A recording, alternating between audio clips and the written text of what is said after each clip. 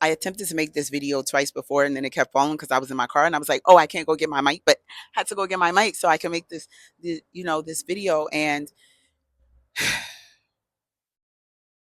the dark night of the soul is as long as you need or desire it to be. The dark night of the soul is as long as you need or desire it to be. The dark night of a soul has a purpose as much as your spiritual gifts and your spiritual alignment. The dark night of the soul has a responsibility to show you, right? To be illuminated by your light, to show you the areas of development, the areas that need a little extra love, the areas that need to be purged a little bit more, the areas that need a little bit more of your attention and your affection.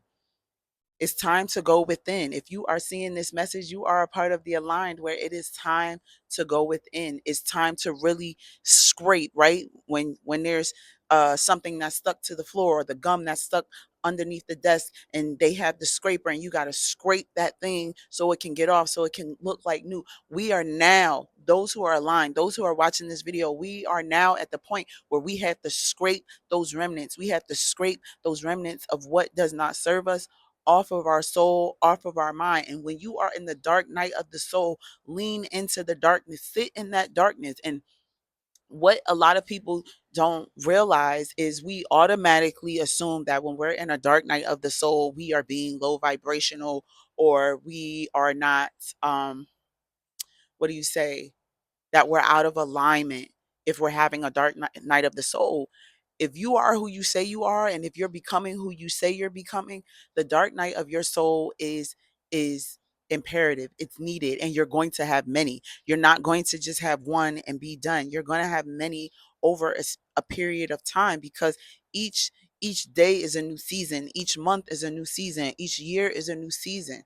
And when you are tapped into your consciousness and you can access information beyond time and space, and you know how to leverage your consciousness, then you know how to maneuver in that darkness. You know how to lean in to the things that scare you about yourself. And guess what? This does not make you a bad person. Having these flaws then does not make you a bad person. I think we fail to understand and truly accept that we are humans. And as humans, there is no such thing as perfections. We're going to fail. We're going to make mistakes. It's when the mistakes become a pattern and a habit that that becomes a part of our character.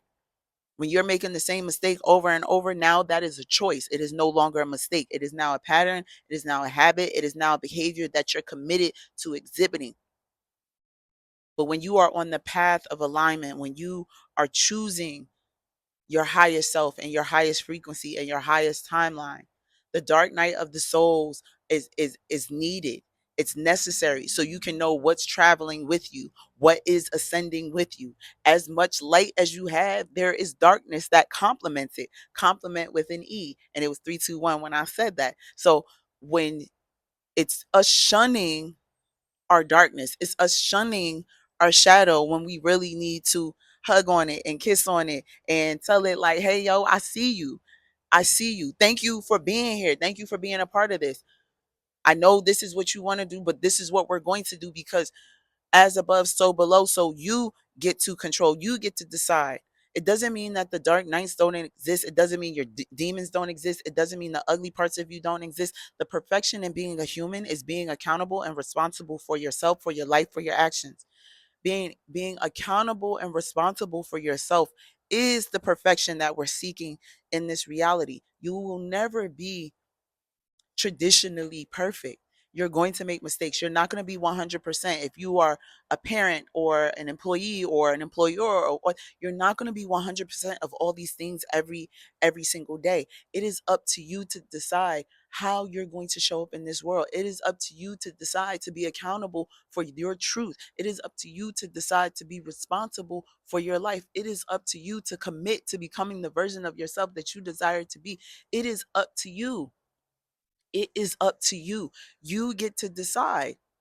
You get to decide. You get to decide. You get to decide. And in your decision, know that there's the light and the dark. There's ebbs and flows. There's peaks and valleys.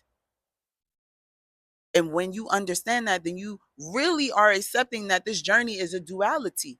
You must experience heaven and hell. You must understand there's a light and a dark.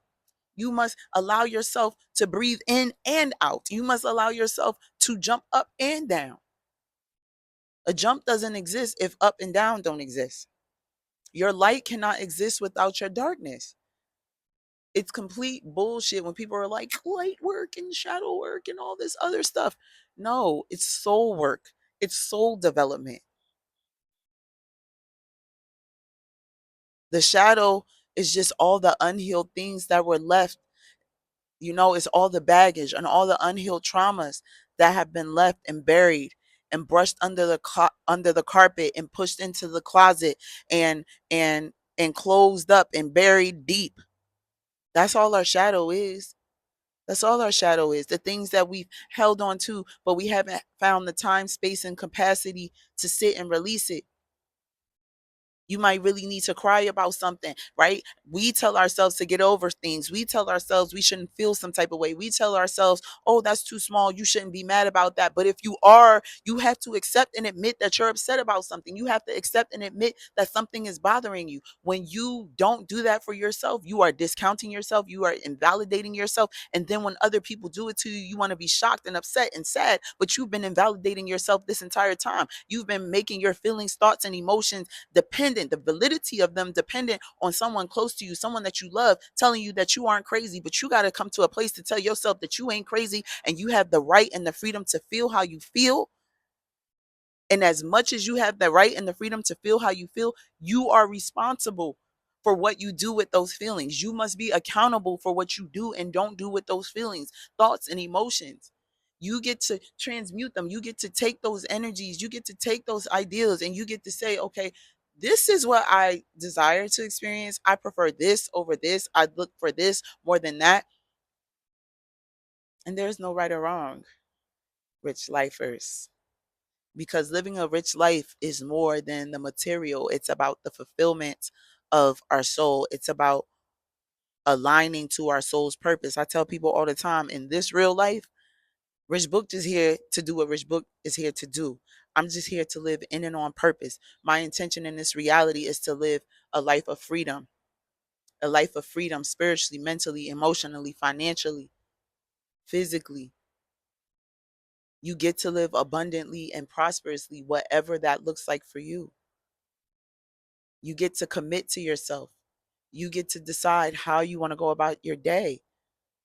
And one, it's right, your attitude on life. It's your attitude on life. Understanding that life, the people, places, things, the hurt, the pain is only 10%, and the 90% of life is how you respond to it all. How do you respond to your circumstances? How do you respond when things are here to take you out? How do you respond? Your response is your attitude. And based on how you're responding, that will tell you where you are in your heart and your attitude. Do you have an attitude of humility?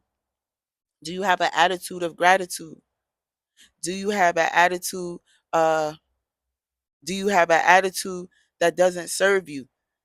If your attitude is about blaming everybody and what your mama didn't do, what your daddy didn't do, how nobody was there for you, how nobody showed up for you, you have an attitude of pity. You have an attitude of victimizing. And the only way that you can no longer be, I don't identify as a victor or a victim. I just am.